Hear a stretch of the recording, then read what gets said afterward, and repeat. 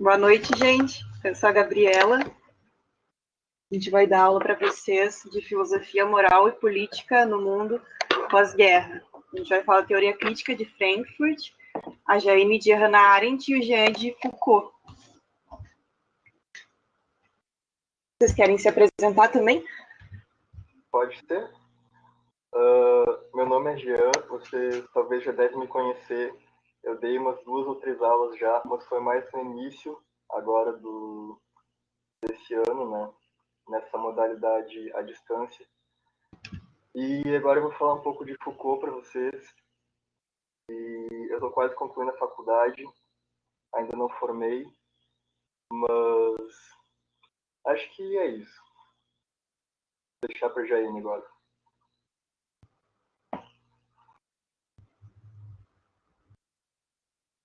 Jaine, não dá para ouvir. Acho que está sem áudio.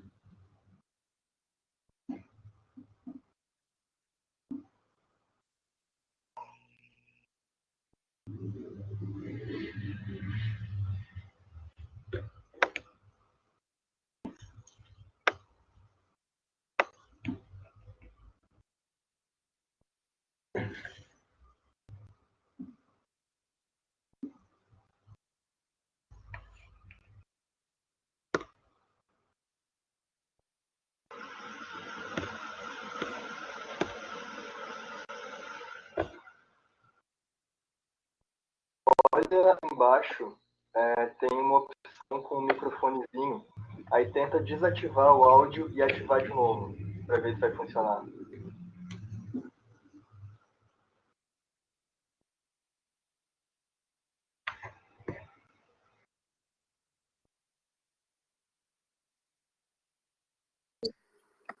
Pronto, agora foi, né? Aí, agora foi. Tá bem. Eu me chamo Jaine, eu me formei em filosofia aqui na Universidade Federal de Pelotas e agora tô cursando o mestrado em filosofia política, né? E aí vocês não me conhecem ainda, né? A partir de agora a gente vai se ver com mais frequência, né? Porque eu vou estar aqui dando umas aulinhas para vocês. Né? Então é isso. Aí, vamos deixar com a Gabriela, então. Certo. Bom, como eu já falei, né? Meu nome é Gabriela, estou no 3º semestre da graduação.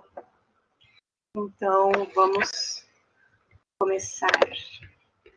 Primeiramente, eu vou falar um pouquinho do contexto histórico e da contemporaneidade. Bom, para a gente entender o contexto histórico contemporâneo, a gente vai ter que ver antes a modernidade. A gente queria falar antes só, se vocês tiverem alguma dúvida, se eu estiver indo muito rápido, por favor, falem, se sintam bem à vontade para interagir com a aula, tá bom? Bom, voltando. Lá na modernidade, pessoal, já começava um início da valorização da razão, né? Em contraposição dos valores da Igreja Católica, com o Iluminismo. E lá já tinha rolado a primeira Revolução Industrial, que rolou a invenção da locomotiva e da manufatura. Então já estava começando o início da formação do capitalismo.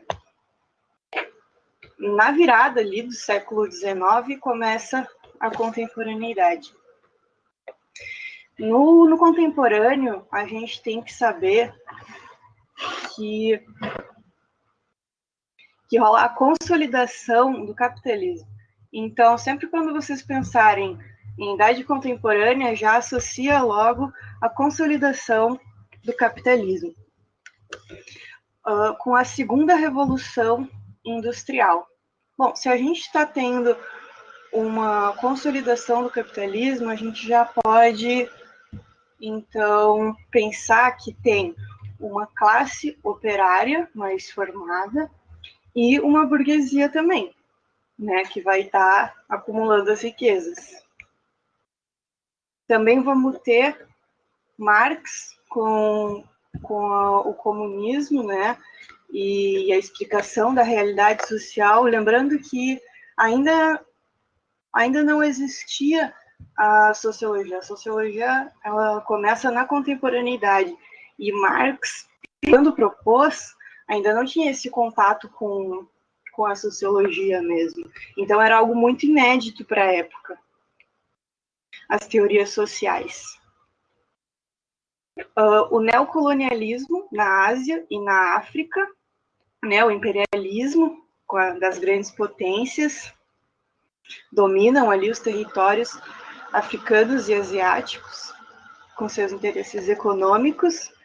Também rolou 2 guerras mundiais e o progresso científico e tecnológico, que a gente vai ver mais para frente.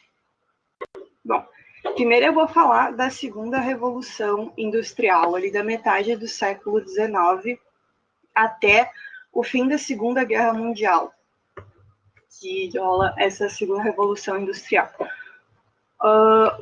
Nessa revolução industrial, vamos ter o aprimoramento de técnicas, né, de produção, o surgimento de máquinas, né, da tecnologia que vai ajudar na produção capitalista.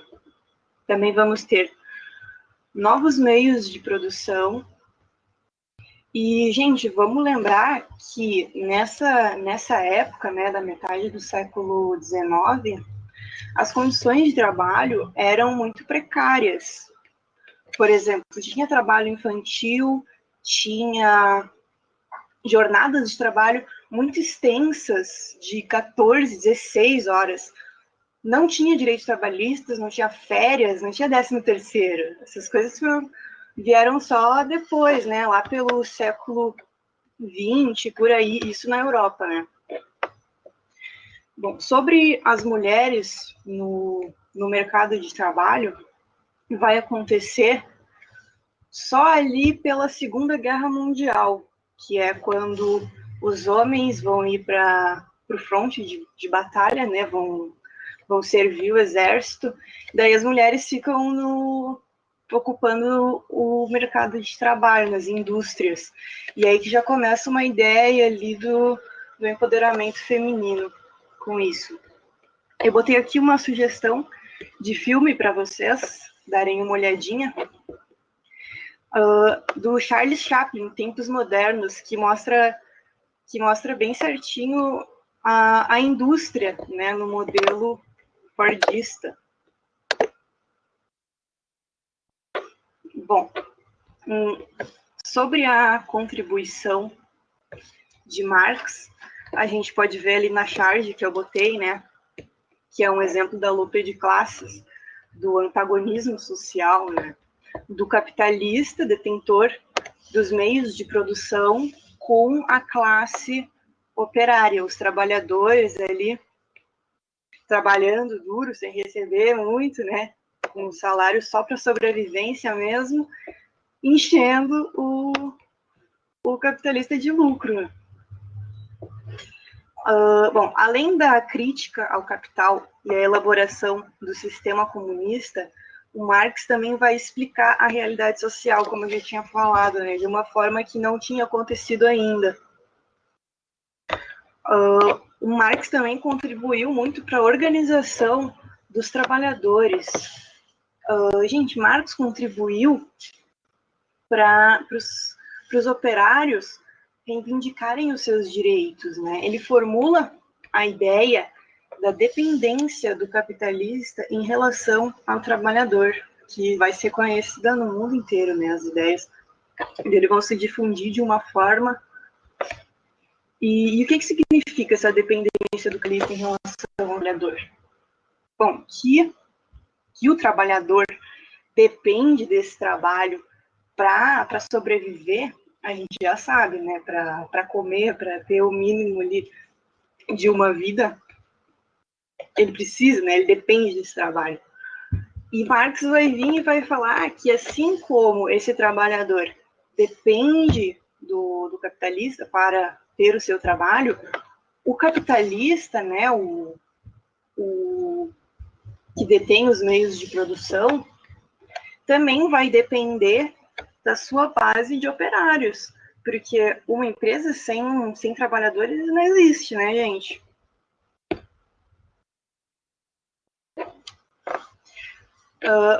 Bom, com isso, a Revolução Industrial vai incentivar o imperialismo. Por quê? As empresas enriquecem com a exploração dos operários em um livre comércio monopolizado. O que significa esse livre comércio monopolizado? Livre comércio porque, né, com ideais burgueses de liberalismo, do livre comércio, de que o Estado não interfere na economia, formando assim monopólios. Aquela ideia de peixe grande como peixe pequeno é mais ou menos essa ideia. Grandes potências vão buscar expandir o seu mercado. E daí vem o imperialismo, né? Porque elas querem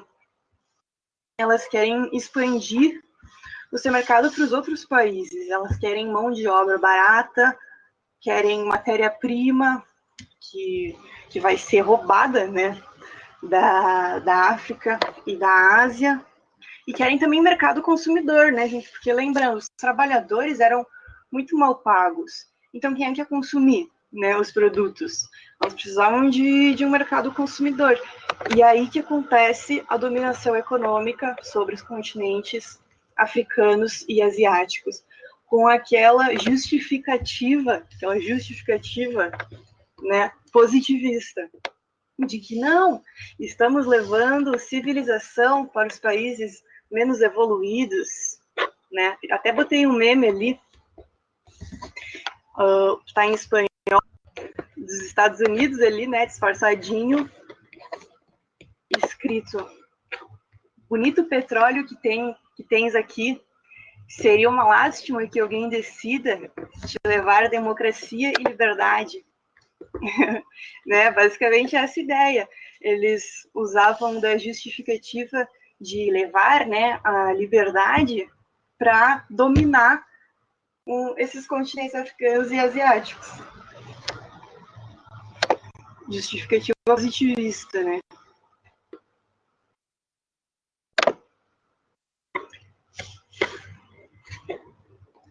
Bom, agora vamos falar da Grande Guerra que aconteceu no século XX, a Primeira Guerra Mundial. Né? Com todo esse livre comércio, as grandes potências se desentenderam e elas queriam saber quem que realmente ia ser a grande potência que ia dominar o mundo. E isso foi uma das causas da Grande Guerra. Uma das causas também foi que o movimento operário, com as ideias de Marx, com as péssimas condições de trabalho, estava começando a se organizar e ter ali uma ideia de revolução. E a elite temia muito a ascensão desse movimento, né? Porque eles não queriam uma revolução, não convém para eles não iam lucrar com isso. Então, as causas dessa grande guerra foram causas econômicas e industriais, né? E não para levar a liberdade para o mundo. Por exemplo, eu citei ali um escritor francês que vai dizer: acreditamos morrer pela pátria, mas morremos pelos industriais. Porque era propagado toda uma ideologia através das mídias sociais, né, que a gente vai ver mais para frente com a escola de Frankfurt. Todas as potências invadem a África e as terras foram divididas entre elas. A gente pode ver ali na charge que eu coloquei, né, temos ali o pessoal que está sentado ao redor da mesa e o que está cortando o bolo seriam as grandes potências. Grã-Bretanha, França, Alemanha, Bélgica, e estão dividindo o bolo, né, que é a África.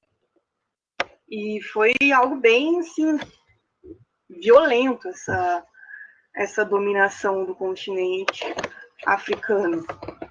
Eles não levaram em conta aspectos culturais, não levaram em conta o território africano, nem os próprios conflitos internos da África eles levaram em conta, foi só dominação mesmo. Bom, e a Alemanha ficou insatisfeita com o resultado da guerra, né, com o Tratado de Versalhes, porque a Alemanha ficou com um pedaço menor da África. Então, ela é obrigada, com o Tratado de Versalhes, a devolver as colônias e a pagar indenizações e limitar a sua força bélica e militar. Então, assim, a Alemanha foi, né, ficou totalmente satisfeita com o resultado, foi obrigada a aceitar isso, mas posteriormente a gente sabe que ela vai querer vingança com a Segunda Guerra, né? E bom, gente, a guerra foi muito lucrativa para os Estados Unidos. E foi quando eles começaram a se tornar uma potência mundial, vendendo armamentos. Bom, pós a Grande Guerra, a gente já sabe que a Alemanha estava insatisfeita, também vai rolar a Grande Depressão Econômica, né, com a queda da Bolsa de Nova York. A Grande Depressão vai rolar de 1929 até o início da Segunda Guerra. Também tem descontentamento do eixo, né, os países do eixo, que são a Itália, a Alemanha e o Japão, com o Tratado de Versalhes, né, e a aparição de regimes totalitários, com toda essa crise econômica e com essa insatisfação. Os regimes totalitários, né, fascismo com Mussolini na Itália e nazismo com Hitler na Alemanha, que a Jaine vai falar para a gente mais tarde. O expansionismo japonês e alemão também foi uma das causas, né, da Segunda Guerra, que a Grã-Bretanha não aceitou. E a principal motivação era a dominação mundial das potências imperialistas, como eu já tinha dito. A Segunda Guerra, na verdade, foi uma continuação da Primeira, né? Tinha coisas pendentes aí, mal resolvidas. E também teve a Guerra Fria, né? A corrida armamentista. Bom, sobre a Escola de Frankfurt, gente, ela foi fundada em 1924 na Alemanha. Bem naquele período entre guerras ela foi fundada, mas os textos publicados, os principais, né, que eu vou falar aqui, foram publicados mais ali no período pós-Segunda Guerra. Bom, a Escola de Frankfurt, principalmente Adorno e Horkheimer, que eu vou falar aqui, vai fazer fortes críticas aos regimes totalitários, tanto da Alemanha, como da Itália e da União Soviética. Sim, eles tinham uma base marxista, mas eles também vão criticar a União Soviética. E criticam também o marxismo tradicional, né? Eles fazem uma releitura do marxismo, porque o marxismo foi publicado, né, no século passado, né? Já era uma coisa que precisava ser atualizada de acordo com Frankfurt.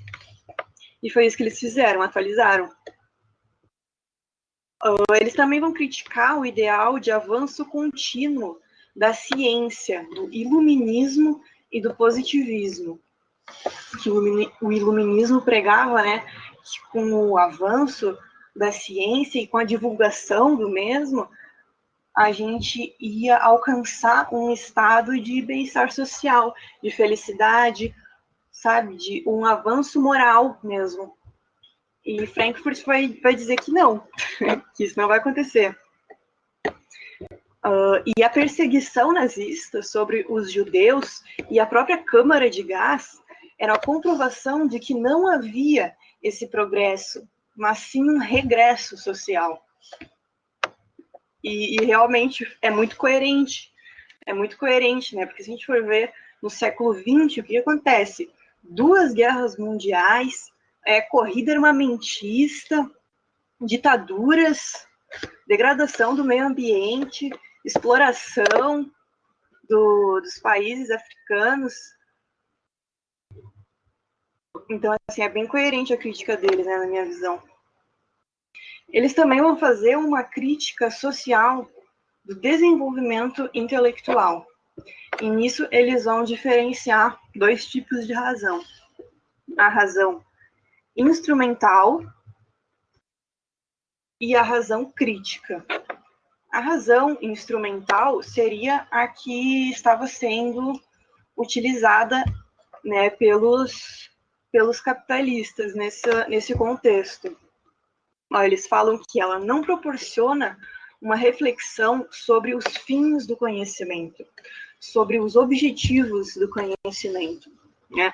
E a razão instrumental nasce quando o sujeito do conhecimento toma a decisão de que conhecer é dominar a natureza e os próprios seres humanos.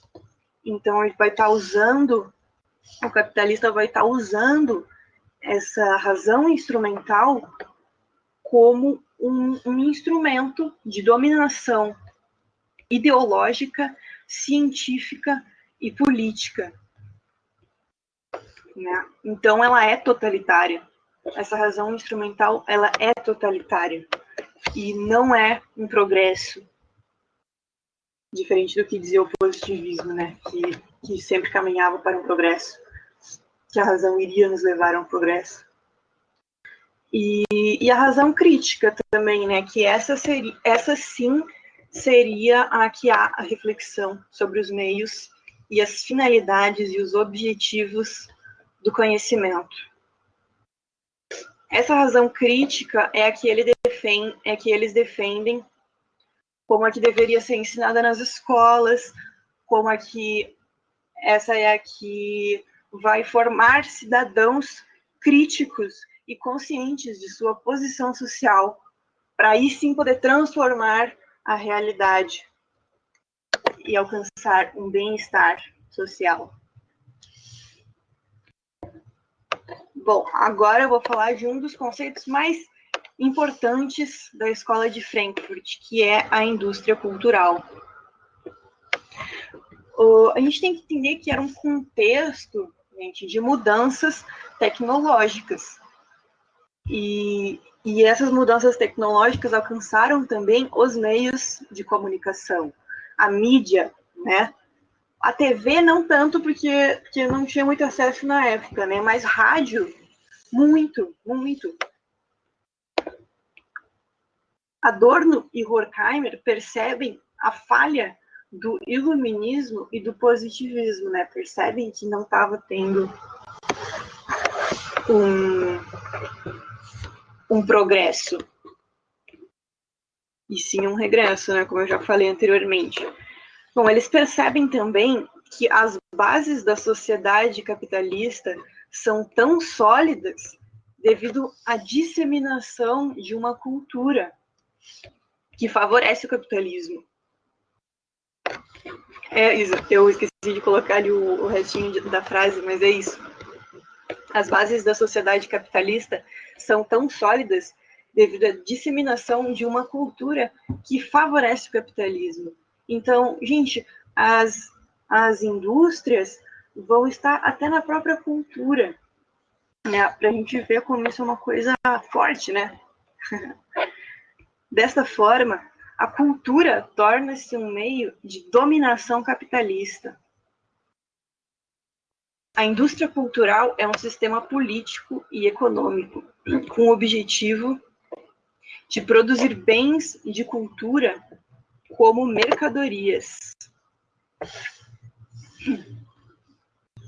Bom, os meios de comunicação de massa são empresas que visam o lucro. Então, vendem bens não como artísticos ou culturais, mas como produtos de consumo. E ao invés dessa cultura, né, contribuir para formar cidadãos críticos e conscientes da sua posição social, vai formar, na verdade, consumidores alienados, de acordo com Frankfurt. A tecnologia e a ciência, sob controle econômico, são usadas para impedir a consciência em massa das condições de desigualdade. Por exemplo, a propagação do nazismo pelos meios de comunicação ideológicos. Gente, nessa época, o rádio tinha se tornado um objeto de comunicação ideológica, onde se propagava a ideologia. Por exemplo, na Alemanha, eles criavam uma imagem do nazismo que ia ser abraçada pela população, né? Assim como da guerra, né? Criava aquela imagem de que quem ia participar da guerra ia ser os salvadores da pátria, né? Eles não iam falar que a guerra era para interesses econômicos, né, dos burgueses. Eles não iam falar isso, porque senão ninguém ia querer participar. A indústria cultural também é usada como uma forma de entretenimento e escape do trabalhador, que acaba absorvendo os valores do mercado em sua rotina de lazer. Vamos pensar assim, um trabalhador, ele acabou ali a sua jornada de trabalho, ele volta para casa, o que ele vai fazer no tempo livre dele?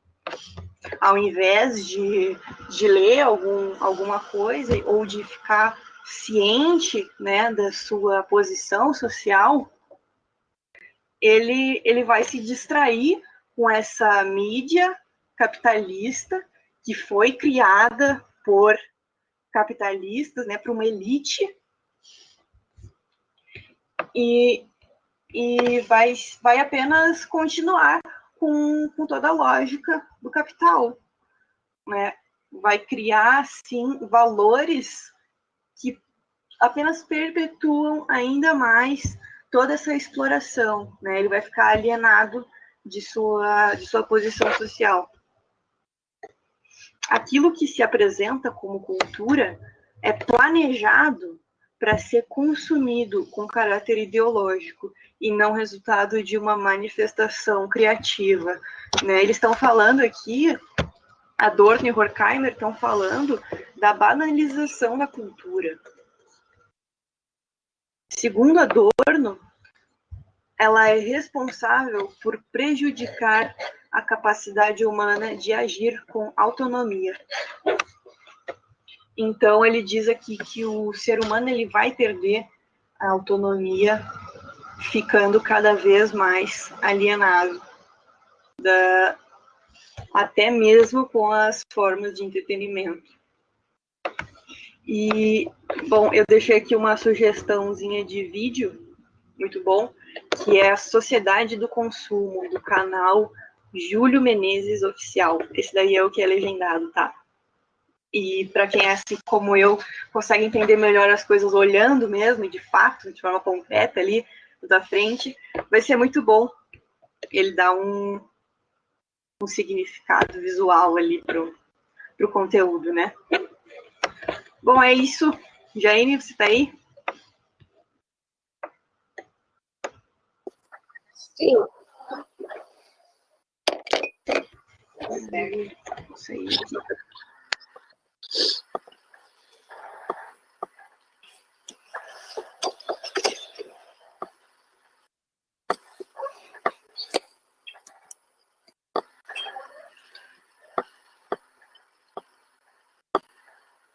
Obrigada, Gabriela, pela tua exposição. Muito boa. Eu não tô conseguindo controlar o slide ainda. Peraí. Lucas, consegue passar para ela?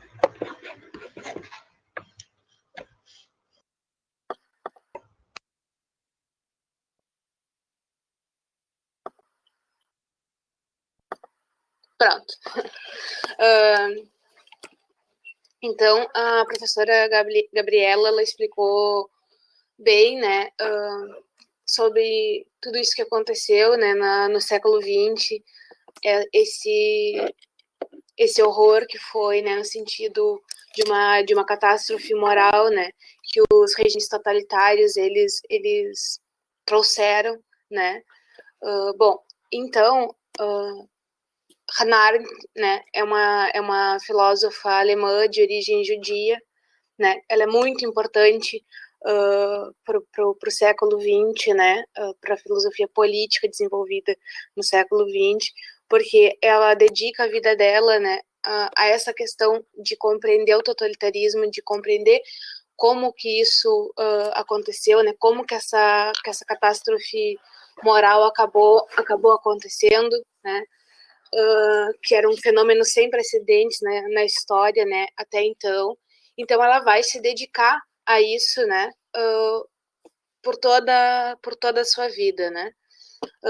Inclusive ela vai se tornar uma apátrida, ela vai ser exilada, enfim, todas essas questões, né, por ela ter essa origem judia. Então, assim, ó, hoje a gente vai falar sobre o tema, né, da ruptura entre o passado e o futuro, que ela traz, né, para explicar o totalitarismo, e a questão da banalidade do mal, que é uma contribuição bem importante que ela dá, né, para se compreender esse fenômeno e para a filosofia política, né, que está se formando agora, na contemporaneidade. Bom, quem que consolidou esses regimes, né, mais totalitários? A gente sabe que nós temos o Mussolini, né, que comandava lá o Partido Fascista, a gente tem o Hitler, né, do Partido Nazista, e a gente tem o Stalin, que era o líder comunista, né. Bom, segundo a Hannah Arendt, todos esses eram governantes totalitários, né, cada um à sua maneira. O Stalin porque corrompeu, né, a ideia original do comunismo e acabou por meio de uma administração oportunista, né, desvirtuando a ideia inicial e desencadeando um regime totalitário. O nazismo não precisa nem explicação, né? Só pelo Holocausto a gente já compreende isso, né? E o Mussolini também, né? Com todas as suas ideias fascistas, enfim, que desencadearam tantas crueldades e tal. Ela vai centrar mais a crítica dela no regime nazista e no regime comunista. Ela vai falar mais do stalinismo e do nazismo. Nas origens do totalitarismo, ela vai fazer essa crítica mais contundente a esses dois regimes, né? Que é onde ela deita sua reflexão, né? Ela deposita sua reflexão. Bem, olha o que ela vai dizer, então. Bom, a ruptura entre o passado e o futuro, né? Ela vai dizer, o fenômeno do totalitarismo representou uma experiência nova na história da humanidade. O que quer dizer isso? Até então, não se tinha tido nada parecido. É claro que a gente atravessou várias guerras, é claro que a gente teve regimes violentos, mas ainda não o totalitarismo. Porque a gente tem que entender que o regime totalitário ele é diferente, por exemplo, do regime autoritário ou do regime absolutista. O regime autoritário seria mais ou menos o que a gente tem nas ditaduras, como a gente teve na ditadura do Brasil, por exemplo, né? É quando seguia, digamos assim, a vontade do povo, né? De acordo com determinadas ideias ou classes, enfim, né? E aí o regime absoluto é quando o governante ele vai tentar ali, a gente tem, né, os imperialismos e tal, decidir sobre a vontade do povo, né? Sobre a vida do povo, fazendo imperar a sua vontade, na verdade, né? Em relação ao que as pessoas desejam, querem ou precisam. Só que o regime totalitário ele é diferente porque ele molda todas as esferas da vida humana, né? Ele vai interferir em todas as atividades humanas, diz a Hannah Arendt, né? Ele vai minar a esfera pública e a esfera privada. Ele vai fazer com que você perca a dimensão política, né, de cidadão, porque ele vai passar a comandar isso também, né? Tanto no plano mais público, como seria isso, quanto na esfera privada, né? Mudando também aquilo que você tem como valor ou como ética, né? Ele vai mudar isso também, né? Então é complicado porque ele muda o sujeito nesse sentido. E aí ele se difere desses dois modelos, né? Isso evidencia-se em nível político e social, expressando-se em diversos componentes da vida humana, como, por exemplo, na ética e na economia, né? Como eu disse para vocês, isso vai acabar repercutindo nesses setores, né? Bom, vamos seguir aqui. Tá. Aí ela vai dizer que a ruptura entre passado e futuro, aí há uma descontinuidade de conceitos e categorias e realidade. O que ela vai atribuir, né, essa ruptura entre o passado e o futuro, né? A que causa? Ela vai atribuir especialmente a causa de uma perda da tradição, né? E aí ela disse, olha, a gente estava acostumado a viver de uma determinada maneira e aí, de repente, isso se reconfigura. E a gente já não sabe mais para onde a gente está indo, né? E aí ela vai colocar muito, assim, a questão da autoridade. O que seria isso, né? Ela vai dizer, olha, inicialmente a gente estava submetido à autoridade paterna, mais no sentido assim, a autoridade dos mais velhos, né, daqueles que sabe mais aquele que tem mais idade, devo respeito àquele que tem mais experiência, né? Isso era uma visão de mundo até um determinado momento, né? Um tipo de autoridade que se respeitou, né, por muitos anos, por muito tempo, né, desde da antiguidade mais remota. Depois a gente tem a autoridade pela força, né? Que era a questão dos impérios e tal, enfim, né? Que também é um tipo de autoridade que a Hannah Arendt vai rechaçar, mas ela diz que é um tipo de autoridade que a gente estava também, né, acostumado a ter, né? Criamos uma tradição, infelizmente, a respeito disso, mas a gente tinha isso consolidado, né? E aí a gente tem um outro tipo de autoridade, que é a autoridade que a Hannah Arendt mais preza, né? E que também se tinha uma tradição, que é detém o poder aquele que tem mais conhecimento, né? Ou então devolver aquele que sabe mais, aquele que estudou mais, aquele que é mais qualificado para isso, né? Também é uma forma de autoridade. Ela diz, olha, o que acontece no século XX, né, é que a gente perde todas essas referências e a gente não sabe mais o que fazer, a gente não sabe mais o que exigir, então a gente está aceitando qualquer coisa. E isso teria liberalizado, né, todas essas sementes, digamos assim, né, para que florescesse o totalitarismo, né? Isso deu margem. A gente já não sabia mais o que fazer. Tá, e agora? Que valores eu me guio, né? E a gente já não tinha mais isso. E aí ela vai dizer que essa ruptura entre o passado e o futuro, ela foi acontecendo de forma gradual, né? E ela começa aqui, tá no slide, né? Se vocês quiserem ver aqui. Né, ela começa com a ciência moderna, no século XVII, né? Depois, na Revolução Industrial, na Revolução Americana, né? E na Revolução Francesa, né? A gente já começa esse processo de ruptura, né? Depois com a continuidade da Revolução Industrial, e a cisão final ocorrida com a Primeira Guerra Mundial e após os acontecimentos posteriores. Ela vai dizer que todas esses acontecimentos históricos, né, propiciaram essa perda da tradição e essa ruptura. Bom,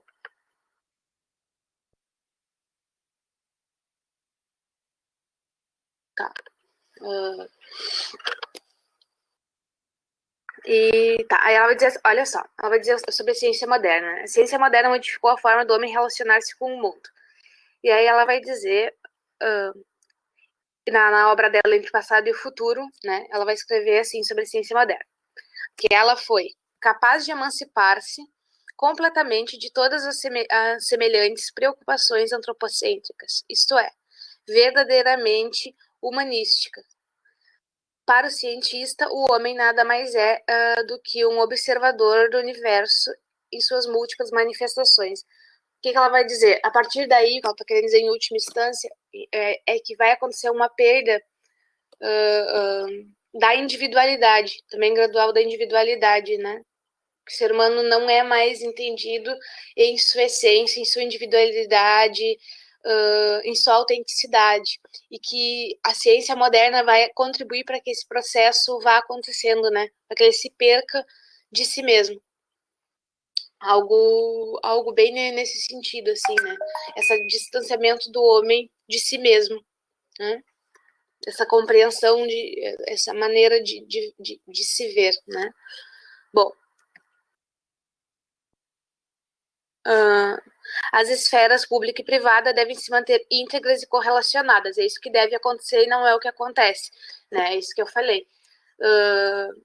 Porque o ideal, né, seria isso, né? Que esfera pública e privada estivesse fortalecida. Isso é, o homem dentro da sua casa, né? A maneira como ele vive, como ele se relaciona, os pressupostos éticos que ele tem, né? A maneira como ele decide essas coisas dentro do lar e também fora do lar, né? Na esfera pública, que é o espaço onde ele vai deliberar, onde ele vai discutir, onde ele vai decidir, onde ele vai ser genuinamente político, né? Então, essas esferas deveriam estar íntegras e deveriam se correlacionar. E aí, com o totalitarismo, isso se quebra, né? Com essa ruptura, isso vai se perdendo, né? Até gerar o totalitarismo, na verdade. Então, a desvinculação entre o pensamento e a realidade, a ausência de um espaço público e de uma vivência política propiciou o fenômeno do totalitarismo, né? Aqui.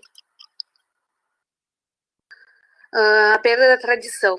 Viver em uma esfera política sem autoridade nem consciência concomitante de que a fonte eu escrevi errado, desta transcende o poder. Significa ser confrontado com o novo, sem a proteção dos padrões de conduta tradicionais e autoevidentes com os problemas alimentares da vida humana, né? Ela vai dizer sobre essa perda da tradição. E aí, a consequência dessa ruptura, né? Nesse contexto de ruptura, escreve Arendt, houve o surgimento de perplexidades de massa na esfera espiritual que os movimentos totalitários, através do terror e da ideologia, cristalizaram em uma nova forma de governo e dominação, né? Como já expliquei, não vamos ficar muito aqui. Então, o que o totalitarismo ele representou, né? A aniquilação definitiva de todas as relações políticas e da própria política enquanto tal, que é isso que eu falei, né, que o ser humano se afasta do político, né? Ele se afasta daquilo que o constitui como cidadão, né? E ele passa a ser somente uma massa de manobra, né? E aí o que ele representa também, né, é uma contestação frontal à ideia de valor da pessoa humana enquanto, de valor da dignidade da pessoa humana, faltou ali, né, enquanto valor fonte de todos os valores políticos, sociais e econômicos, que era o ideal que se tivesse, né, e destarte o fundamento último da legitimidade da ordem jurídica, tal como foi formulada pela tradição, né. Então, também tu te afasta dessa ideia de dignidade. Bom, o que aconteceu então, né, para que se descampasse para esse momento, né?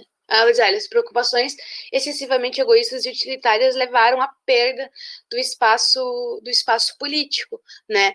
Que é o que essa preocupação excessiva com as questões materiais e somente, né? E aí isso constitui essa preocupação egoísta e utilitária, né? E aí é isso que acontece, né? O cidadão ele é privado de ação política e por isso ele se torna apático. Ele não consegue mais ver o outro, né?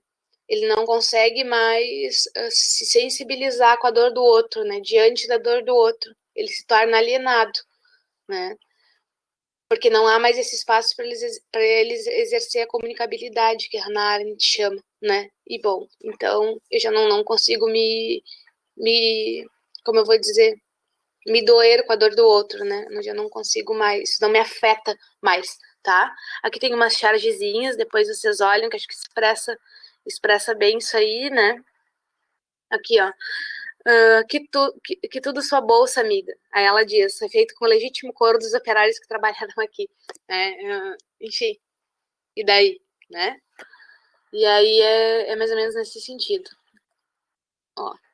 O que leva os indivíduos a concordarem com o regime vigente. Aí é isso, há uma perda da individualidade também de sentimentos de comunidade, diminuem as possibilidades de comunicação interpessoal, né? Que é você ver o outro, que é você conversar com o outro, que é você chegar a um consenso, né? gera-se um conformismo e uma sensação de impotência diante da própria situação e também da dos outros, e aí você se resigna e aceita, né? E há uma ausência de espontaneidade, tá? Aí, ó, o que acontece? Quando a gente está nesse looping, né, quando a gente está nessa configuração de vida, a gente olha casos como o que aconteceu com o George Floyd, que vocês devem ter acompanhado, e a gente não consegue se sensibilizar com isso. É quando a gente diz assim, ah, pois é, né, mais um. Ou então a gente diz, ah, pois é, né, que coisa, não. Pois é, mas eu sou mais um negro. Ah, pois é, mas sabe? A gente acaba não refletindo sobre isso. Isso aconteceu lá, isso acontece agora. O interessante é que a gente vá entendendo todas essas coisas e conseguindo puxar para nossa vida, para a gente entender como a gente ainda está próximo disso que estava acontecendo, né? Essa falta de sensibilidade, essa falta de empatia, né? Olha que preocupante. Se desencadeou o totalitarismo lá e hoje. Olha para onde é que a gente está indo, né? Então a gente tem que refletir sobre essas questões. Então, essa falta de empatia que era lá se expressa aqui também. Muita gente fez isso, né? Diante dessa situação. Por exemplo, quando você olha uma imagem como essa do menino e o abutre, que levou o fotógrafo, inclusive, ao suicídio. Aconteceu várias coisas. Enfim. E aí você olha para isso aí e você fala assim, ah, mas na África tem fome mesmo, né? Não dá para se querer tudo. Coisas desse tipo, né? Então, assim, o que acontecia? O que sustenta isso, né? A mentira política que a Hannah Arendt falou e que hoje a gente pode ver nas fake news, né? Olha só o que ela vai dizer. Essa aqui é uma comentadora dela, na verdade. A mentira política faz o real sofrer uma enxurrada de violência sucessiva para continuar a ser lido a partir da lógica do que o mentiroso deseja. Essa mentira organiza os acontecimentos com um encadeamento inquestionável, pois ao lidar com contingentes, qualquer possibilidade de ocorrência seria possível. A mentira, então, não subverte a ordem das coisas, apenas mostra que os acontecimentos de uma outra forma possível e de uma maneira como eles poderiam ter ocorrido, sem correr em contradições. O que acontece? Eles pegam se pegava, né, e se pega meias verdades, e aí se reconfigura e se leva para o lado que se quer. Então, a pessoa não consegue perceber a mentira política, ela não consegue perceber a fake news, ela tem uma roupagem de verdade, no entanto, é uma mentira. E aí isso vai se impregnando na mentalidade da sociedade. Então, era o que acontecia lá e também é um pouco do que acontece aqui. Né? E aí eles faziam isso por meio da propaganda, né? Aqui eu trouxe alguns exemplos da propaganda hitlerista, que era muito forte, né? O nazismo, ele investiu muito nessa questão da propaganda, não só o nazismo, todos os regimes totalitários, né? E aí hoje a gente vê também esse super valorização do marketing e tal, né, que existe hoje, que a gente sabe que é assim que se vence, né? Olha só, esse primeiro aqui, ele está dizendo assim, ó, vitória a qualquer preço, vitória a qualquer custo, né? Aqui, seu trabalho levará à vitória, né? Olha só, seu sim, aqui, né? Seu sim para o Führer, né? Para o líder, no dia 4 de dezembro. Só diz isso, mas olhem o símbolo, né? Que o nazismo libertaria o povo alemão, as correntes sendo partidas, né? A representatividade feminina aqui também, né? E aí já fica essa crítica para a questão da representatividade por si mesma, né? Aí aqui ele diz Associação de Garotas Alemãs Hitleristas, né? Aqui Vida Longa Alemanha, aqui o que as crianças pensam sobre Führer, né? Aí assim, aqui diz, quando você ver este símbolo, e aí tem o símbolo da estrela ali, né? Aí, judeus, saiba que é judeus, para você já ir criando essa associação. Aqui é juventude com Hitler, né? Tá. E aí, gente, aqui o que vai acontecer? Ela vai ter essa necessidade muito grande de falar a respeito do mal novamente, né? Porque o que se entendia como mal até então já não dava mais conta, né? De responder as questões que estavam acontecendo, certo? Bom, que era o mal que a metafísica tinha respondido, a literatura, a religião, né? Santo Agostinho, principalmente, né? Tinha feitos como o mal, como a ausência de bem, e isso já não podia mais ser explicado dessa forma. E aí a Hannah Arendt vai trazer, então, o conceito de banalidade do mal, né? Ela vai dizer, eu vou dar uma apressadinha aqui, né, porque a gente tem pouco tempo, mas ela vai dizer, assim, que o mal já não tem mais cara de mal, né? O mal já não é, ele não é perverso, né? O mal, ele não parece que é mal, e no entanto ele é mal, né? E aí essa reflexão ela vai fazer, né, a partir do julgamento de Eichmann, que é esse cara aqui, né, que foi um oficial nazista e tal. E aí ela vai no julgamento dele, né, querendo entender, assim, o que aconteceu, o que motivou essas pessoas a fazerem o que fizeram. E ela vai dizer, olha, cara, ele era isso aqui, ó. Ele era um abobado. Ele não tinha nenhuma potencialidade. Ele não era perverso por natureza. Ele não era uma pessoa má. Ele, sabe? Ela vai dizer isso assim, nada na figura dele mostrava o mal, né? E, no entanto, ele tinha feito atrocidades. E aí ela vai dizer isso, é justamente isso. De onde é que vem esse mal? Né? É da falta de reflexão, é da falta do pensamento. Ela vai dizer assim, sabe? É a gente não pensar nas consequências da ação. Ele, por exemplo, o Eichmann, ele estava apenas cumprindo ordens, né? Ele só justificava assim, ele deturpou o imperativo categórico kantiano lá, que vocês vão estudar depois, né? Que a máxima universalizada teria que ser do pessoal do regime, do partido, né? Dos superiores dele. Então é isso, assim, era mais nesse sentido, né? E aí ela vai, olha só, o mal praticado é banal. O mal não se enraiza numa região mais profunda do ser, não tem estatuto ontológico, pois não revela uma motivação diabólica, né? E aí ela vai seguir falando sobre isso, depois vocês deem uma olhada. Mas é justamente isso, né? É essa perda dessa espontaneidade, né?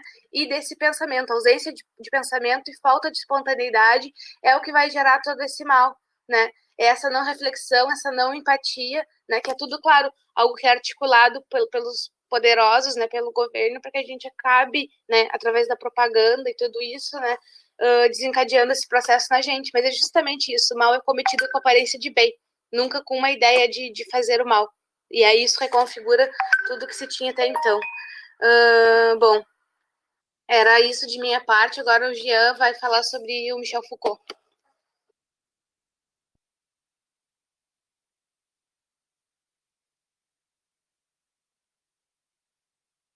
Jean, estás aí?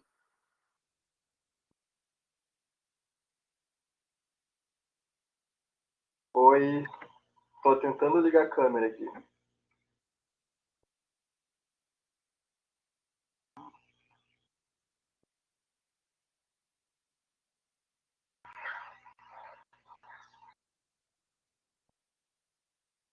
Vocês estão me ouvindo? Sim. Tá, beleza. A câmera não dá pra abrir, então eu vou ficar só com áudio mesmo. Agora restou uns 5 minutinhos. Eu vou. Deixa eu ver. 5 minutos, eu acho que a gente faz as questões. O que tu acha, Jair e Gabriela? Acho que a gente vai direto para as questões e a gente deixa o Foucault para uma próxima aula. E... Se tu achas mais apropriado. acho que fica melhor. Ó, tu quer fazer essa questão? Ah, não, essa daqui é da Gabriela, né? Sim, essa daí é minha. Quer fazer, Gabriela? Acho melhor vocês fazerem a de vocês, né? Porque eu já ocupei bastante tempo. Tá, vamos deixar pra gente. Se eu fizer uma do Foucault, vai ficar meio deslocado, né? Aham. Essa daí também é minha. Vixe, será que eu passei? Essa aqui. Aí. Tá. Bom, a gente fez algumas questões, né? Para vocês irem refletindo sobre isso que a gente falou. E são questões que já vão ajudar vocês nesse processo do Enem também, né? Bom, então, a minha questão, né, sobre isso que a gente conversou, seria assim. A ruptura entre o passado e o futuro, que tem início no século XVII, propiciou o fenômeno do totalitarismo. Os crimes cometidos durante os regimes totalitários expressam o mal político, que naquele contexto já não podia mais ser explicado por meio dos conceitos de mal que a filosofia, a literatura e a religião haviam disponibilizado até então. Nesse sentido, Hannah Arendt desenvolveu o conceito de banalidade do mal. Conforme a autora, o mal banal é cometido quando? Aí vocês veem o que vocês responderiam, tá? E aí coloquem ele nos comentários. A. Nos vingamos de alguém que odiamos. B. Desejamos mal a alguém, porém não o praticamos objetivamente. C. Somos cruéis e violentos com alguém ou com um grupo de pessoas, porém escolhemos não admitir. D. Praticamos o mal sem refletir sobre o conteúdo moral e as consequências das nossas ações. Ou E. Praticamos o mal somente para nós mesmos, por isso ele é banal. Qual dessas questões vocês responderiam?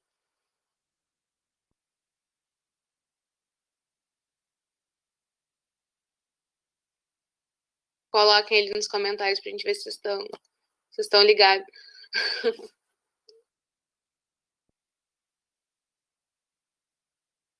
Enquanto vocês pensam aí, a Gabriela podia ir fazendo a questão que ela preparou, né?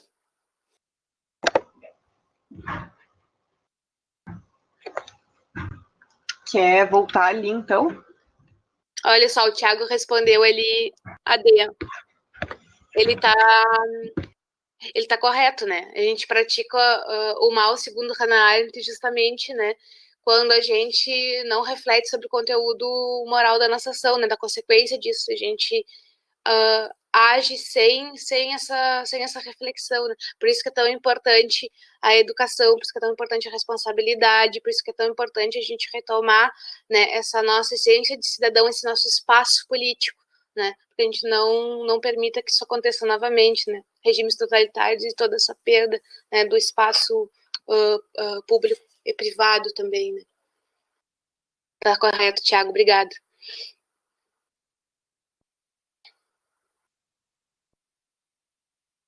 Pode falar, Gabriel.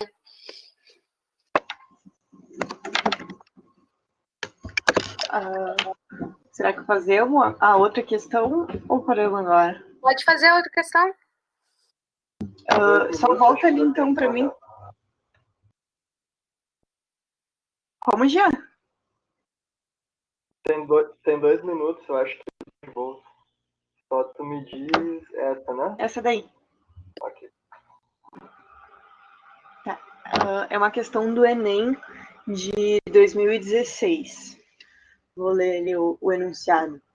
Hoje, a indústria cultural assumiu a herança civilizatória da democracia de pioneiros e empresários, que tampouco desenvolvera uma fineza de sentido para os desvios espirituais.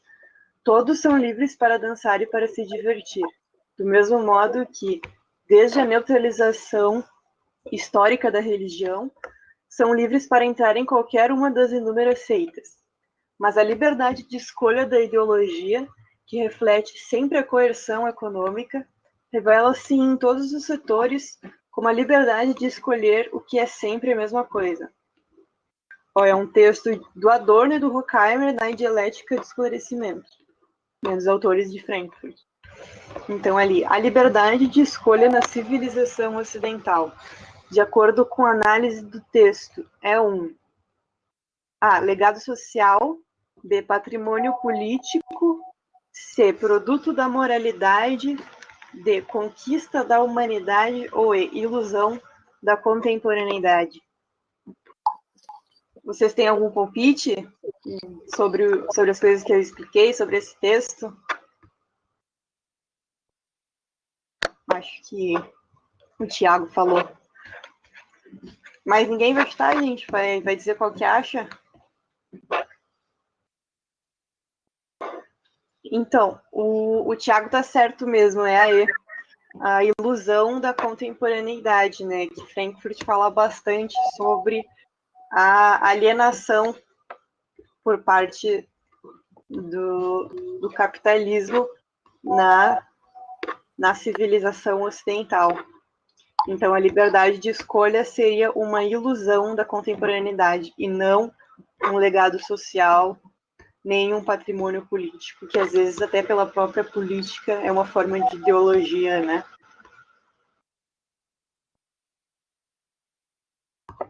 Bom, eu acho que é isso então, gente. Já fechou.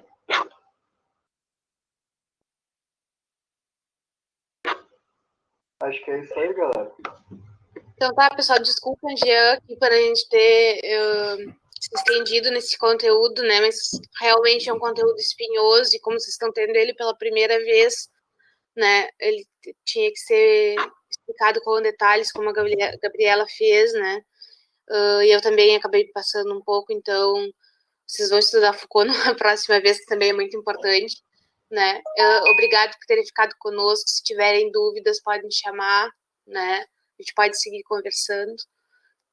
E é isso. Muito obrigado. Isso aí, muito obrigado a todos. Valeu, e pessoal. Jaine nem se preocupa,